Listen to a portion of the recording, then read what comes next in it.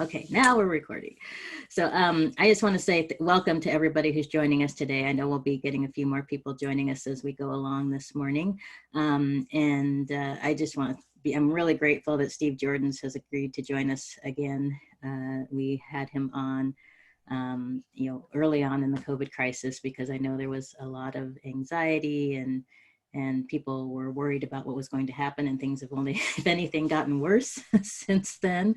I think if you had asked any of us at that point, we would have thought that at this point in time, we would be, seeing the light at the end of the tunnel with COVID, and instead things are getting worse. And that's really negatively impacting higher ed institutions. Institutions are having to turn on a dime, and changing their plans, from going face-to-face to hybrid to completely online.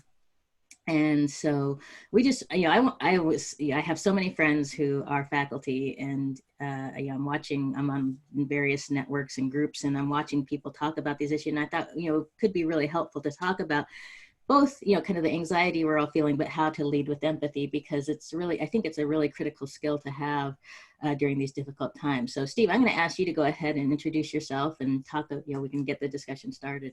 Sure, yeah. My name's Steve. I teach a very large introduction to psychology class at University of Toronto. It's me and 1,700 students, which in the American system seems absolutely ridiculous. Not so uncommon here in Canada. But also at the beginning of the COVID situation, part of what I always teach is about anxiety and the biological system that creates it. And so with the beginning of COVID, I was feeling a lot of anxiety. I was using a lot of what I had taught in the past to sort of manage my own anxiety, and I felt it was time to kind of share that. So created a free online course a few months ago, and I put the link there in the chat. Since then, I think over 90,000 people have registered for the course worldwide, so it's been pretty amazing.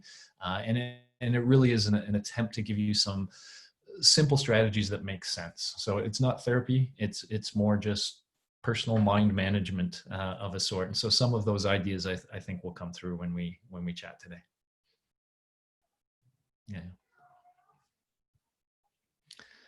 So yeah, we can chat. I'll bring up an interesting issue for this. So it's impacting all of us in lots of ways, and especially in the current political climate. We had the anxiety of COVID, and then we have a lot of the things around racial justice that are now kind of brewing and mixing in interesting ways. And as one example, I was reached out by the Toronto Police Force to say, could we come up with a version of this course for police officers who are also dealing with a lot of stress now. And so it's kind of interesting when you spend your time looking at this more from a Black Lives Matter perspective, mm-hmm. This is, really where my mind was. And then suddenly you're talking to a bunch of police officers and you see how complex these issues are from both sides. And I think a really important situation for empathy and for understanding and for exactly what you're talking about, the John Lewis kind of notion that if it's about solving a problem, then you really have to understand that problem from multiple perspectives. And yes, you can do that intellectually, but if you really want to solve the problem, you have to do it with your heart. And that's what really empathy is. It's the sharing of emotional states with other people. So to understand what it would be like to be a cop nowadays, for example, in that situation, when it might be easy, not to take that perspective. And it's really key to successful communication and successful negotiation of, especially situations where people might have different priorities at play. And Steve, I had a question for you, because one of the things I've noticed is when you're under a lot of stress and anxiety, and this is something I've been watching what's going on in higher ed, it's harder for people to listen. Yeah. So let me just give you a sense of that, just so you understand the system and we go through it. So we have this mechanism built into our bodies. Most of the time when we're chill, our bodies are worried about long-term survival. So they're worried about getting all the nutrients out of your food, delivering it to your body, separating the waste, all that kind of stuff. But the moment we feel a sort of existential threat of any sort, our bodies just trigger into this other mode, which we colloquially say is fight or flee mode. And that's really, when you kind of think about it, it's your body saying, hey, there's a danger. you have to do something right now. You either take it on or you get the heck away from it. But to your point, it's kind of like, this is not a time for thought, it's a time for Mhm. action. And when we actually look at your brain, there is less blood flowing in your frontal lobes, which is where all our planning and strategy, and all you guys who are trying to figure out how to deal with this, that's what you need, is your frontal lobes. But it's the more primitive parts of your brain that get all of the resources when we're feeling that. And so we do find it. I've been talking to reporters. A lot of people are having trouble reading now because you have to generate sort of imagination.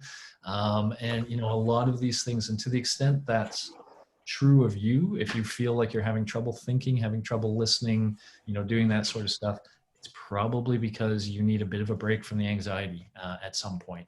And maybe you need to learn a strategy or two that you can use to kind of pull you away from that. Right. And I agree with that completely, especially as a leader, as well as faculty right now. I think the instinct is, well, not you just went through that, but it is to kind of react rather than to take a step back. And I really try hard when something difficult happens to really take a step back and try to think through all the different possibilities, and really to think through why people are saying the things they are, and how the current situation is impacting them. Yeah, and some of the dynamics of the current situation too make it tricky. So for example, back in the pre-COVID days, if we had meetings, it always took a while for the meetings to get going. And during that time, that's where the human connections were being formed. People were talking about their kids and stuff going on at the home and whatever, and you were connecting on that emotional level. And now so often we go boom, boom, boom, from Zoom meeting to Zoom meeting to Zoom meeting. Pleasantries aside, it's like, let's get at it. And we're all in this action mode. But we have to be careful, because that humanity can get lost when we're acting and we're acting and we're acting. And sometimes there might be people experiencing things that we should be attending to, and we should be responding to. And we're just so action oriented now. And so, that is, I think, part of the story is to kind of step back a little bit and try to learn how to push that the relaxation over you. I can talk about that a little bit, and Please spend do. time on those pleasantries. Yeah. Okay. Well, let me just give you a taste. So there's sort of two ways I suggest you can manage anxiety. There's a sort of formal skill you can learn, and then there's just a mindful interaction with your environment. So let me start with the formal skill. To get started in the morning. Yeah, it does take long. No, I've noticed that too. It's the mornings that are hardest for me. Just getting into my blue cube, I call this place, which is where I do all my work, transitioning, and it's that's my life now. It's from downstairs to upstairs to downstairs, which just seems strange. But if you, after this chat, if you have a chance to search online for things called guided relaxation inductions, it's just audio tapes. And they're very simple. And I'll give you a taste of one now. I just don't want to put anybody to sleep, but I'll just give you a taste of it. Please don't. But I have one, and I can in fact share it with Terry, and Terry can share it with others as well. But it would be just something where we would suggest, okay, lay down and relax, and then listen and do as I say. And I would start with your feet, and I would say things like clench your feet, like clench them really, really tight, like it was a fist. So tight it's hurting, and then hold it till it hurts. But then at some point, relax, let go, and critically feel that feeling of the relaxation as it sort of takes over, and the sort of tension as it leaves, and concentrate on what that feels like. And then we work to your calves. We say, let's do it again with your calves. Let's do it again with your quads. And we move up through your whole body, through your shoulders, etc. By the end, it kind of feels like you've had a mental massage of some sort. It feels like you just kind of relaxed your body. But the real important point of that is that system I told you about, that anxiety system, if you try to turn it off by saying, stop being anxious, you're actually focusing on the anxiety and it gets worse. But you can turn it off by saying, relax. And if you go through that guided relaxation and your body really gets to know what relaxed really feels like, you can start to summon it on command. In fact, I will recommend that you learn a word like beach. Beach is my word. So when I go through the relaxation thing, I'm saying to myself continually in my mind, beach, beach, beach, and I'm feeling the relaxation, and I'm associating those two things. And then the trick is, when I'm in some situation where I feel like I'm stressed, maybe I'm not listening to that colleague who's talking or something, I can say to myself, beach, beach, beach. It's kind of like the old counting to 10 when you were angry, right? It's just a more general version of that. It's like taking a moment, centering yourself, saying beach, and kind of summoning that feeling over your whole body. So the first thing I want to say about that is a skill. You know, it sounds really nice for someone to just say, oh, you just do that. But it's like, oh, here's playing guitar. It's just doing that. But no, if you want to play guitar, you got to practice a whole bunch before you can do that. The same with this skill. So it's one of these things you need to practice. Not so good for starting the morning, Taryn, because it relaxes and fills you out. You could. I usually recommend that people try this just before bed. Because it kind of gets their body in a state that's compatible with sleep and a good night's sleep. And a good night's sleep, you know, we can say this so many times over. Good sleep, eat well, get your exercise when you can, aerobic exercise. Those are the quickest, you know, paths to mental health. The quickest and easiest things is just also having a routine that's relatively standard is really good for our body as well. So that's one notion. I jokingly call these sort of Jedi mind control tricks in my course, but that is one thing where, you know, almost like Luke Skywalker going into some situation and using his mind, you can kind of have this as a skill that's ready, and you can teach your children and other people this skill too, and it can really help them when they're, let's take a John Lewis kind of situation, and say your son or daughter is faced with a bully who's behaving in a certain way towards them. If they just get emotional and react emotionally, it probably isn't going to end well. But if they can sort of feel that anxiety, but be kind of cool about it, they might be able to see the world through the bully's eyes a little bit. And that might give them some idea of some ways or triggers they can use to kind of get out of the situation in different ways. So it just allows us all to think under stress, and thinking under stress allows us to maybe make better choices than if we allow our emotional system just to take control. And that's the kind of trick. I have a couple other thoughts, but I don't want to just rattle.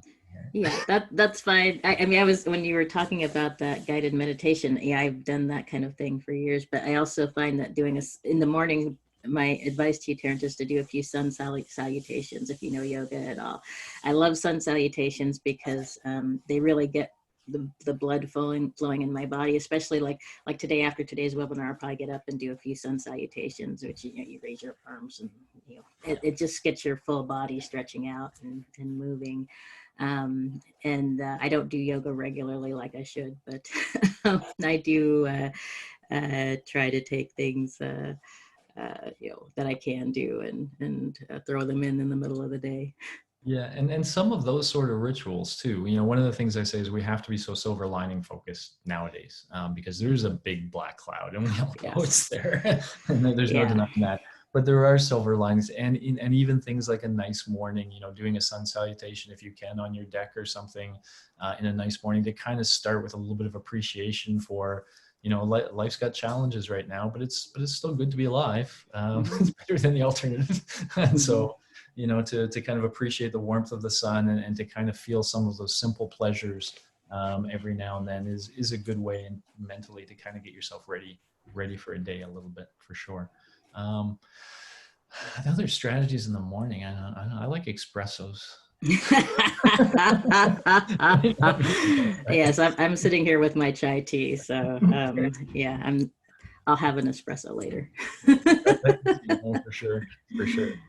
But yeah, go. Oh, I was just going to ask. So, you know, one thing I've noticed is that there, you know, we see these tensions rising between. And yeah, I had a discussion on Monday for my faculty. You know, I basically said, okay, faculty friends, come and ask me anything you want about what it's like to be a provost and what administrators are doing and so on and so forth. And I think this is a time when empathy on both sides needs to happen, because I know what it's like to be in those positions. And, you know, I can't even begin to imagine the stress I would be under right now if I was trying to figure out what was going to happen in my college. And you know, I think faculty are frustrated because they feel like a lot of these decisions are being made without their input, and you know, unfortunately, in this situation, lives could be at stake. And then on the other hand, you've got these administrators who are worried about the financial sustainability of their organizations. They're getting, but not just that. I mean, they care about the health of everybody, but they've got parents and politicians and, local community leaders, pushing them in various directions. And then, they're trying to get direct guidance from public health authorities, and, they're not always clear on what should be happening. And so, I think it's really hard. I think there needs to be empathy on both sides. And I guess the one thing I would argue is that I would I would focus more on the communication aspect of it. And, I would love to see more academic leaders of all kinds, just acknowledging that everybody is under the stress and strain. And I do see that happening. I do see there's some really great leaders out there who are saying, yeah, yes, we understand, that there's all these different pressures. And, and Jeff's asking, how would leading with that empathy differ from the day-to-day empathy we ideally have for each other, or does it? And it does differ because, I argue that just the day-to-day, anybody can have empathy, but leading with empathy, or just being, what I call radical empathy, takes practice. And you really have to start with yourself. So if you don't have a good understanding of where you're coming from, some biases you might have, where you are in life, really, both age-wise and location-wise, and, all the things that have impacted you in your life. And that's why, a big chunk of my book just focuses on my internal journey, because we all have to take that journey. And then I argue that leading with empathy takes practice, but also taking specific kinds of actions, like, working closely with, those who are under you, and making sure that you are supporting them, and, sponsoring them, mentoring them, all of those things. So in any case, I would say that it really takes a lot of practice to have that kind of empathy. Yeah, so a couple of reactions. First to Jeff, and then Terrence got a really good point there we can jump on. But I think one word I would say with Jeff, and I don't know if this should only be part of leading, but certainly with part of leading, I might use the term explicit empathy. And what I mean by that is, so often we hope other people have heard us, and we hope other people understand our perspective. But as a leader, if as long as you're sure, so step one is attentive listening, to be able to listen to these groups. But if you've listened well enough and you can sort of capture their position, even if, let's say you're going to make a decision that goes against maybe the interest of some group or issue, but if you can clearly say, I understand your perspective, I understand your interests, I absolutely get where you are. And the best way to do that is to kind of, put their position into words. And if you can kind of do that, that satisfies the first thing we all want. We all want to be heard. Did you actually hear us? And so I even suggest this personally, like if you have some sort of controversy with somebody, to shut up first and listen and let them talk. And then to be able to say, I heard you, this is what you said, I get it. Now I want to provide my perspective, which is a little different. But that really brings the emotionality down, and it allows everybody to say, okay, Terry does get it, but she's also got 5 other interests to balance as well. And she gets all of those. And now she's made some rational, decision that is the best she can do to balance all these counteracting things. So when you listen to somebody else, it becomes more incumbent on them that they listen as well. And so once they've heard that you've listened, then you can say, okay, now we have to listen to all of the stakeholders, and we have to try to make a rational decision. And I think if you can demonstrate that to people, even if they don't like your decision, they understand the process you went through, and they're more likely to be supportive, I think, of that. Yeah, I'd mention, Steve, that, it's called active listening, right? And when you're active listening, you can actually, people know you're listening because you can repeat back to them what they said to you. And so that's a very important skill to develop as well. But go ahead, Steve.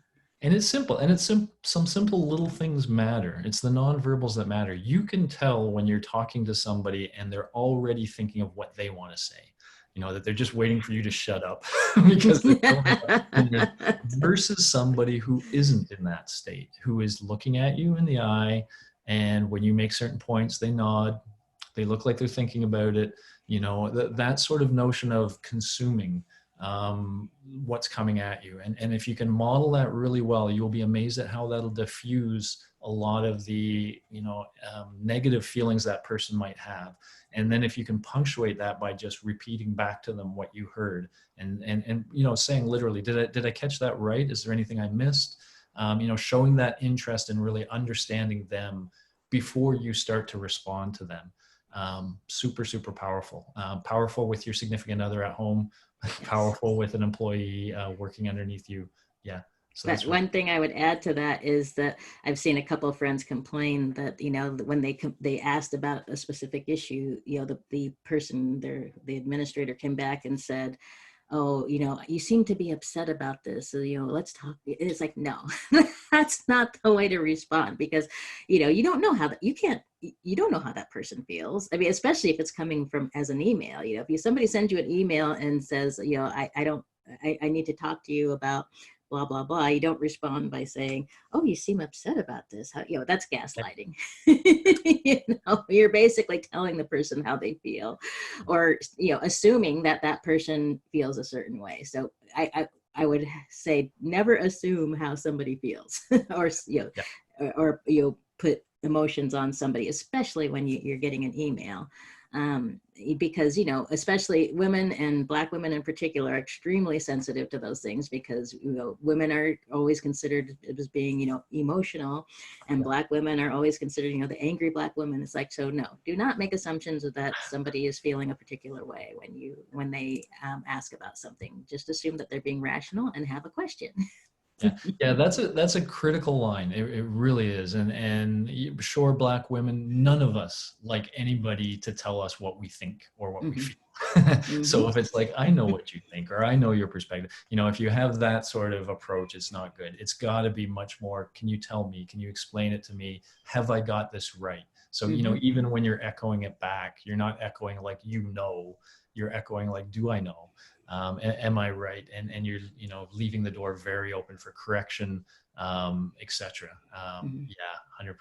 I know. I had to learn that quickly. I know what you're thinking. You're thinking, no, don't do that. You darn psychologists. Nobody. We immediately, even if it was what we were thinking, we'll say, no, it wasn't.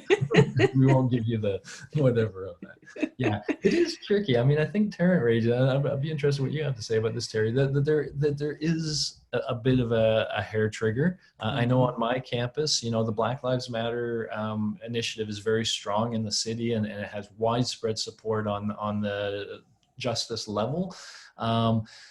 But it's making for some tricky conversations on the campus, I think, especially for people who are white, let's say, and are worried that, when we hear things like, it's not about your intent, it's about how it was perceived. And that makes people feel really like, oh, but do I know how everything I say will be perceived? And do I have to now be super careful? And now, maybe there's a Black person in front of them and they're worried. And suddenly they used to be natural, and now they're being guarded, which may seem odd. And so it's difficult waters to negotiate. Open communication is, I think, the best thing we have to hear each other. More important than talking right now, I think, is listening. Listening and just being open and honest. If somebody gets upset at something you say, you might just step back and say, well, I'm sorry, I didn't realize that was going to upset you. It was certainly not my intent to do that. And, try to just, like I said, just be honest that, it was certainly not your intent to upset the person. And there's a fine line there too, where I would recommend one other step, which is school me. Kind of yes, like, exactly. Because I think that's the disarm. If you just say, hey, that wasn't my intention, there can be an impression like you're right. Where instead, if you can say, no, it really wasn't my intention, and I certainly don't want to make this mistake again. So can you please give me a sense of how that felt from your perspective, and why it was offensive, so I can learn. And I think that's an important step for a lot of us to take. I told you I teach 1700. I can give you one example. There's an illusion in psychology where this image can look like a young girl, or it can look like an older, and I use the word gypsy, because it sort of has that stereotypical gypsy look to it. But I was, a student came up to me after school and said, gypsy is used as a derogatory term in many situations, and it offended me when you use it that way. And I was like, I was not aware of that. Okay, I can understand that now. And so, I've learned. And so you're going to do those things if you talk to a lot of people. But if you show that openness to learn, that sort of growth mindset that some people might talk about or whatnot, I think that can be very disarming and can help the communication process for Yeah, sure. and I want to come back to Alyssa's question about radical empathy. I wrote a whole book about it. So, but I see radical empathy is a multi-step process. So for me, I started out by, basically having to make myself vulnerable and opening myself to understanding how different events in my life have affected how I am today, and everything from how my parents raised me to going to a private Catholic school and Spokane. I always tell people it's my story of growing up Black and Catholic in Spokane, Washington. but really it came out of my own desire to see how, just like we were talking about, what people often get defensive and have difficulty talking to each other. And I think a lot of it is because, we aren't sure people are being sincere and really are trying to have empathy for us. So I think that for me, it started with understanding my own path in life and how that has impacted everything from internalized depression to, my own biases. And then once that I got that step, then it's, then being willing to step in the shoes of others and understand how their life experiences got them to where they are today. And then the next step is practicing empathy, because I have lots of empathy, but I have to practice empathy, especially I think as a leader, because as a leader, you have certain roles you have to play, and sometimes empathy is seen as weakness.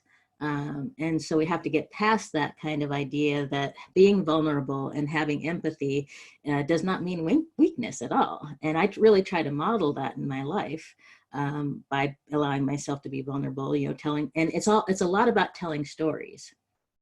So telling stories and telling your own stories, as well as listening to other people's stories, I think is a really good way to practice empathy. And you can practice empathy in all the different aspects of your life. I mean, one of the examples I love is, when you're in the grocery store and you're having a rough time, the checker is giving you a hard time, maybe take a step back and practice empathy there. What has think about what has that person probably been through today? How they've had angry people coming and saying you don't have this and you don't have that. So it's things like that where you take a step back, and if you when you're in a situation, even with a stranger, you can take a step back and try to show practice empathy. And then the next step, I believe, is taking action, but not only just taking action, creating change. And those of us who are leaders have that ability to create change because we're in those positions, right? We were put in those positions to create change. And I think too often leaders, and that's why I call it radical empathy, because we have to have that empathy, but we have to be radical in the sense of taking action and creating change. So sometimes taking action means stopping change. And so creating change is really critical to the whole process. And for those who are asking, it is recorded. So, and I'm keeping my fingers crossed that Zoom saves it this time. I haven't had any trouble with that lately. It's just, we were very sad when my first webinar with Steve did not get recorded by Zoom, even though I told it to record. So, but anyway, feel free to chime in on that, Steve. I'm curious your thoughts around those different steps. I like certainly the idea of actionable empathy. Like it is one thing, and it's kind of connecting with Jeff's point too. The sharing of information is very important. So just as a starting point there, as a leader, almost every decision you make is a complex decision, and it affects many different people from many different so-called stakeholders' perspectives. Anytime you have somebody that's willing to give you their reaction to something you're thinking about or something you did, that's like having spies in the field. And even if they're angry at you or whatever, they are valuable sources of information. And you want that information. You want to understand that perspective. So, I mean, it certainly isn't weakness if it's seen as that, it's just wrong. It is an opportunity that a good leader can sort of exploit exploit, that's the wrong word. But literally, someone is there and they have an issue with decisions you're making, and you should want to understand why, and get that perspective. Well, if only to be able to speak better to a person like that, but maybe to literally, change your approach. And so kind of, Jeff said, good leaders lead by example. A very strong principle in psychology is the social imitation theory, Albert Bandura, that the power of you as role models. I know it can be sometimes, a bit of a weight when you want to. When I know 1,700 students every year, I have to be careful when I'm out at a pub or something how I act, because I never know my students are there. Same with you, you're being watched all the time. But if you become a kind of person who listens, and then does act, doesn't just listen. It's not just that that person came away from your office and feels like they were listened to, which is important, but if they actually see you alter what you're doing, as a result of that That's a big part of it. communication, oh, that is so powerful. Yes. That is the kind of thing that breeds loyalty, quite Yeah. honestly. And it feels like, oh, yeah, walks the walk, exactly. Hmm. So that's the radical. That's Terry's radical Yep. step, and I would say that's a critical step. Yeah, and I agree with that so much because, I see there's been a big, discussion on places like LinkedIn and so on about all these statements are coming out that, we support Black Lives Matter. And then this, especially in higher ed, students are coming back and saying, okay, show us, what are you going to do? I mean, and so, and it shouldn't be just any action. I mean, I've seen some actions that make sense and others that don't. And, a lot of times the actions that are taken are, it's like half measures. And to be fair, sometimes there are constraints upon, on what, people can do. And also we're in the middle of this other crisis. So, it's kind of a difficult time to manage COVID and, the demands that students are making. Actually, even, a friend pulled me in my alma mater in Spokane. Gonzaga Prep is going through some of these issues right now. And I was talking to one of the administrators there, and I said, just try, do your best to be vulnerable. Tell the students your own stories so that they know that you understand their experiences. Because I think part of the problem, especially for high schoolers, that they're probably thinking, this administrator doesn't know what I'm going through and has no idea, what we're dealing with. And you may not to completely, but, we all have life experiences, and we have to be careful around that. You don't want to just throw out something but it's actually, you have to be, um, you know, uh, willing to be vulnerable, to really tell something that impacted you. And so that the students can see, okay, this person, can have empathy for me, even though they may not completely and you have to start off by saying, I am not you. I cannot completely understand your experience, but I do have experiences in my own life that give me a sense of what you might be dealing with. And I'm going to take actions based on that, not just, what my own feelings, but your feelings as well, because I acknowledge that what you're experiencing is your reality. Yeah.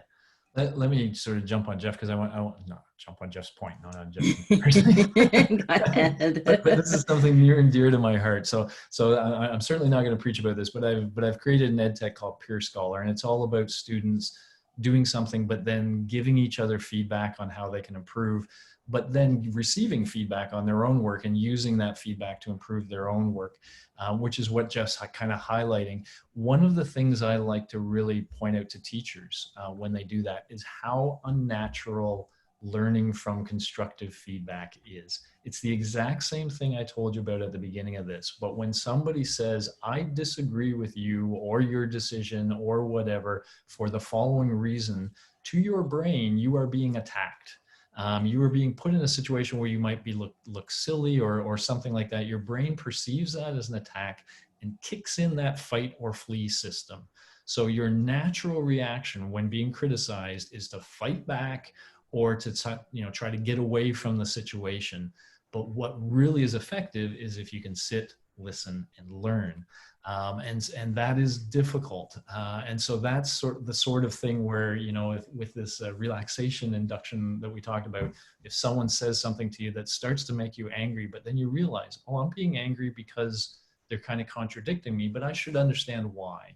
And so to be able to push that back and listen and accept that feedback and really think about it deeply, is an agile way to change what you're doing. You're absolutely right, but it's not easy. It's difficult. And don't beat yourself up too much if you find yourself falling into a natural reaction of fighting back or fleeing. And so one thing I would say is, sometimes I suggest to people fleeing is a good idea.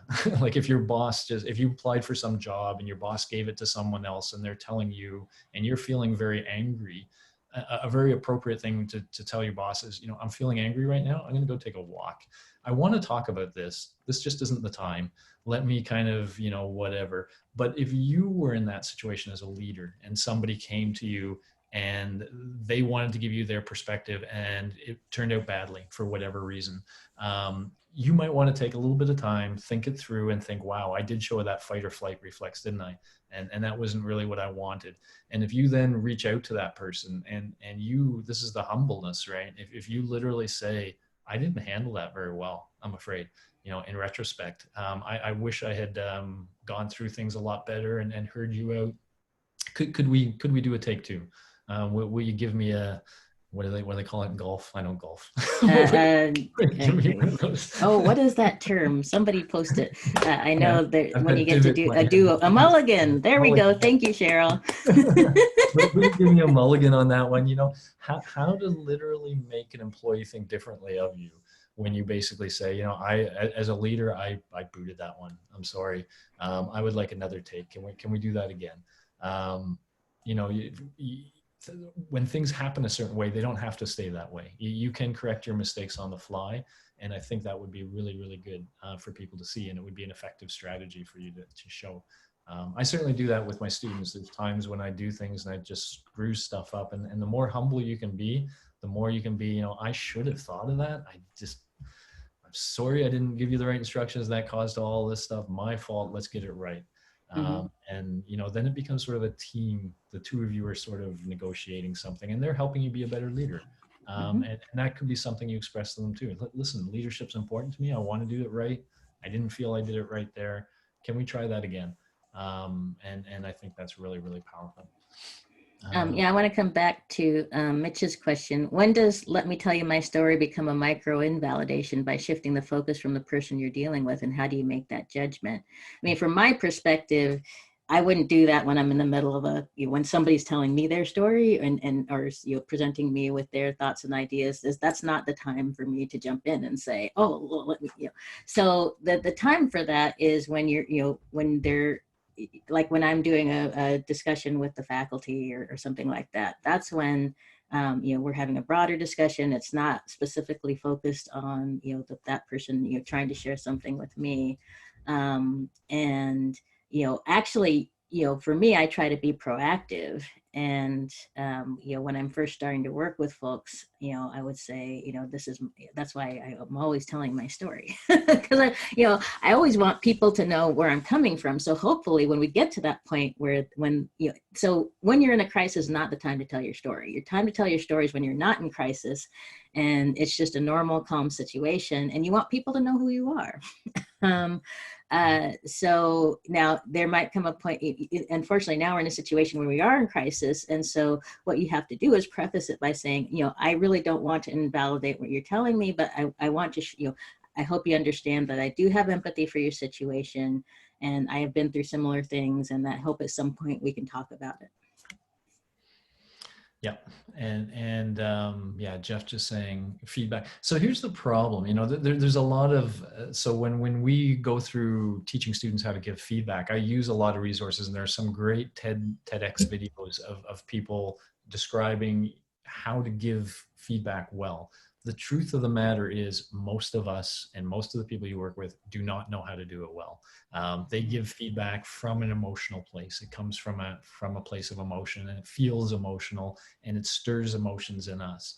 And so, yes, it would be great if everybody were much more careful in their feedback. And certainly, that's something I think you as a leader are pushed a little bit more to learn. But you should expect people to come into your office who are not good at this, and they're angry, they're upset, and they're expressing themselves in poor ways. And if you just get on that train, it's going to turn out wrong. And so it might almost be you having to coach them literally saying, okay, this is what I'm hearing from what you said more, but I sense there's more to this. Can you give me a little bit more? I don't know if you guys know anything about Rogerian therapy, by the way. I'll give you this sense of therapy, but it's a really powerful thing. It's called humanistic therapy, and just a mindset, because I think it works so often, is one where you consider the person you're talking to more as a client than random arms around my neck, more as a client than this is my granddaughter Ashley. Yeah, and they're there, and your role is to try to kind of help them get somewhere. So they're not happy right now, and so one of the things is, well, what is the idea that would make you happy, and can you express yourself well? And so the goal is never to put words in their mouth, but to help them explore the problem space. What did I do that was so offensive? What were the options you think I had on the table? What do you prefer I should have done? Let's talk about that a little bit. Oh, by the way, Terrence is saying hi to you, Ashley. One of the people we're talking to is saying hi. Just thought I'd mention that. So it's a powerful skill. If you look online at all at Carl Rogers and how he did things, and how he just sort of pushed the people to express themselves in a very disarming way, in a very non-judgmental way. And the first thing he talks about is what he calls unconditional positive regard. That when this person comes into your office, you like them, you want them to succeed, you're on their side. You're not going to judge their perspective or their opinion. You just want to understand it and maybe help them flesh it out. And so by asking simple questions that just guide them along, you can help them to express themselves. And then if you reflect back what you heard, they will be very disarmed and ready to kind of listen and go with that. So yeah, that's something I would suggest people take. It's in my mind, it's the psychology of being a good friend too. Friends don't want you to solve their problem. There used to be this men are from Mars and women are from Venus or wherever, where it said, men like to solve each other's problems and they try to solve women's problems, and women get upset because they don't want them solved. Nobody wants somebody else solving our problems. Like, I think we're all women in that respect.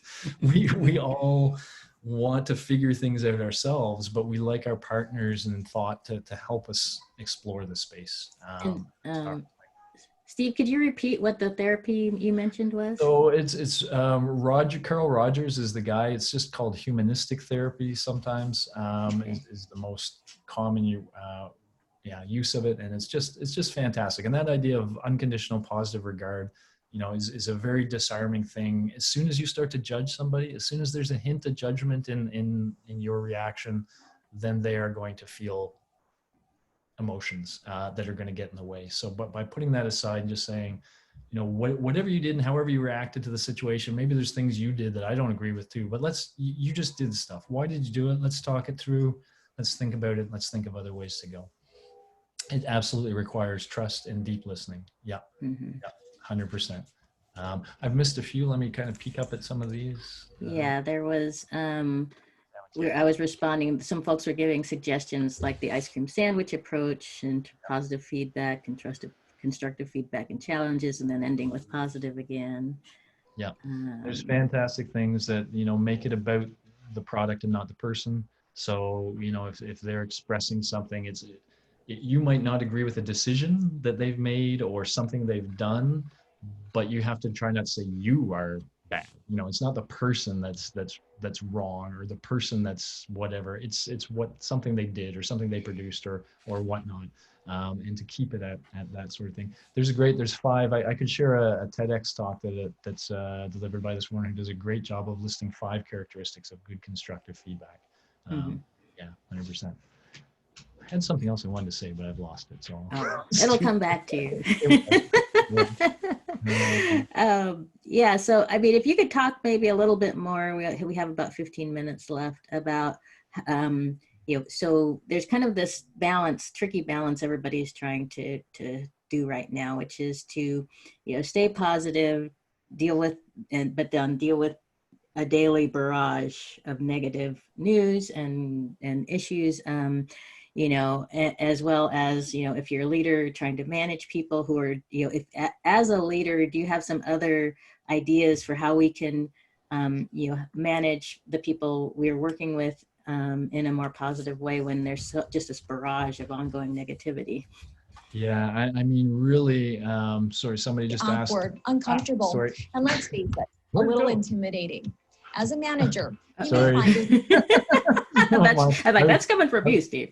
All I was right. trying to, yeah, I was trying to find that video, and I did. What I want to share, I was going to post it in the thing. Classic Zoom moment. Started filming in a little corner. So whatnot. Well, I will definitely share that with Terry and pass it along. Yeah, I Yeah. mean, I think right now it is important to understand some of those things we talked about, that all of your staff are under stress as well, and they're not necessarily thinking as well as they might. Emotions are a little bit more on the surface, so it's a lot easier for something to kind of swing into a fight kind of situation when it wouldn't have pre-COVID. The I think the best tool you have is listening. You know, being careful not to start countering in a position until you completely and totally understand it, and even then, not necessarily to counter it. You know, it might be, yeah, I get where you're coming from, and I know there are a lot of other people that feel the way you do, which is a really nice. If that's true, that is a really nice sort of thing to have at your disposal, to kind of let this person know, I don't think you're some crackpot coming at me. You are a representative of a point of view that I need to be aware of, and I thank you for making me aware of that. There may be other points of view that are also important for you. And oh yes, this is the thought I had. I give talks to judges in Canada, the National Judicial Institute, about decision making and problem solving, and some of the things they do. And one of the things they do that I think is very interesting is every time they make a decision, they have to write it up. They have to explain the basis of the decision they made. Now, their decisions are literally life-changing decisions. And so they really have to say, I came to the decision based on the following weighing of the following evidence. And they often say sometimes when they're doing that, a decision won't write. They can't really lay out their justification for why they did whatever. And that tells them maybe that decision isn't a good one. Maybe they should go back and revisit things. You can't do that every time. But I think especially for leaders early on, as they're getting used to this leadership role, that idea of writing a quick little justification of decisions that maybe acknowledges the different groups, you know, the different people that this decision will affect, and shows that you've kind of thought about each of these perspectives, weighed them, and then this is how you came to what you did. That's important, you know, if you can practice that skill, that may become implicit after a while. You may not have to actually write it, but it may become part of how they think. Oh, you know, if I were writing a letter, I would think about all these constituent groups and how they're being affected. And if you can justify, even for that angry person, even if your decision negatively influences them somehow, you know, we're not going to give you any more hires in your department for the following reason. And I understand why that's difficult for you. Here are the other things at play that I had to bring into account. Mm-hmm. And this is why I did it. Then you're not just being a jerk, right? You're Right. being someone that's trying to balance a lot of stuff, and you're helping them have empathy for you as well.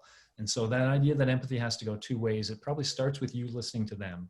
Mm-hmm. But then if you listen to them and you do that appropriately, then you can expect them to listen to you. You can say, okay, now my turn. And you can give that sort of sense. So yeah, I think, you know, writing up your decisions early on as leaders would be a good habit to get into for sure. I agree with that 100%. And there's so many reasons why it's a really good idea, because you, first of all, you have to work through your own rationale for the decision you're making.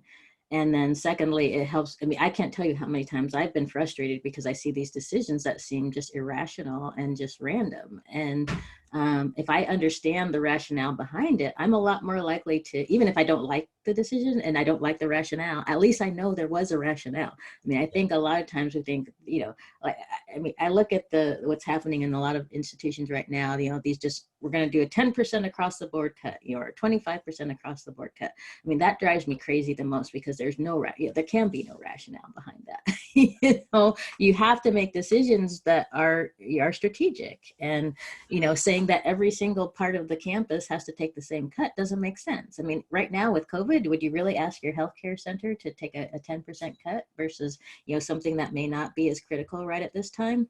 So anyway, I agree with that. And also, if there's one piece of advice I give to new leaders, it's document, document, document. You know, any chance you get to document things, do it. and this is true for even if you're an employee, you need to be documenting things too, because if you think something happened to you that was unfair or whatever, if you have that documentation that shows, well, here, back here, this decision was made, or I did this, or X or Y. I mean, I don't get obsessive compulsive about it, but it's a good thing to do. When I was in my first leadership position as a vice provost, I just kind of started keeping a track of the things I did, because, I didn't always remember all the little accomplishments I had. So, and that's a really good way to kind of make yourself feel better. Keep track of all the different things you have done. And this is really true for academics, because, you got your annual reports. You've got to, do, when you're going up for promotion, you have to show everything you've done. So I just kept kind of a running list of all the things I had accomplished, and, students I had worked with, excuse me, and it's not just about publications and classes taught. It's about all those things you did in between. And a quick point in that regard, sometimes reward contingencies work differently. I was a graduate student at University of Waterloo, and they were all about critical thinking. They would tear apart every mistake we made. But we had to learn that when they weren't tearing apart our mistakes, that was good. They didn't say, "Oh, that was fantastic." What the positive feedback was quietness, and so you only got the negative. For leaders, it's often the same. When somebody doesn't like your decision, you get hit hard, and you decide how broadly and whether it's justified or not. But every now and then, be very attentive. If you make a decision and it goes over quietly and smoothly, people won't applaud you. You won't have them coming to your door and saying, "Great decision." You're going to have to say, "That was a great decision." I've experienced that too. Yeah, you have to learn to kind of and pat yourself on the back and say, "Wow, we put that out. It went smooth. Things are going along. Fantastic." Yeah, no, I agree with that completely. And I had the same experience in graduate school. It's like, I would always say, the thing you have to deal with in graduate school is just a constant negative feedback. And when you don't get feedback, that's the positive. So. Yeah, and I think that's true of leadership to some extent as well. Yeah. Yeah. So let's see. Terrence talking about coaching people in her life to write down things contemporaneously. Students and new faculty should have hammered into them as a habit, basically track what you do.